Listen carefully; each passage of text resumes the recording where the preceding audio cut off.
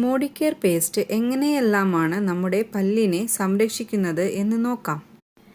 നിങ്ങളുടെ പല്ലുകളിൽ 3 വിഭാഗങ്ങൾ ഉൾക്കൊള്ളുന്നു: ക്രൗൺ, നെക്ക്, റൂട്ട്. അതുപോലെ തന്നെ പല്ലിനകത്തും വ്യത്യസ്തമായ പാളികളുണ്ട്: ഇനാമൽ, ഡെന്റിൻ, പൾപ്പ്, സിമന്റം. നിങ്ങളുടെ പല്ലിൻ്റെ മുകൾ ഭാഗത്തെയാണ് ക്രൗൺ എന്ന് പറയുന്നത്. റൂട്ടിനും ക്രൗണിനും ഇടയിലുള്ള പല്ലിൻ്റെ ഭാഗമാണ് നെക്ക്. നിങ്ങളുടെ മോണയിലൂടെയും താടിയെല്ലിലേക്കും വ്യാപിക്കുന്ന പല്ലിൻ്റെ നിങ്ങളുടെ അവസാന ഭാഗം.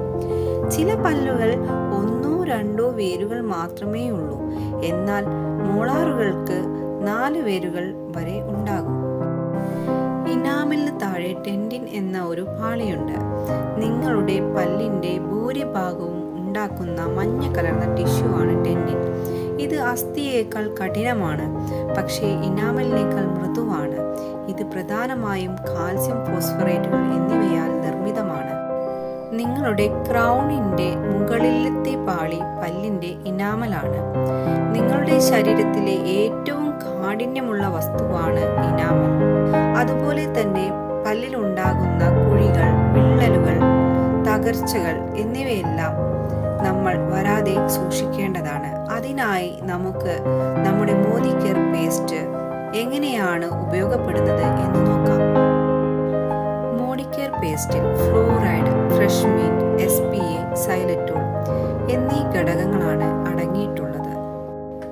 ഇത് നമ്മുടെ പല്ലിൻ്റെ ഇനാമൽ ജീർണിക്കുന്നത് തടയുന്നു.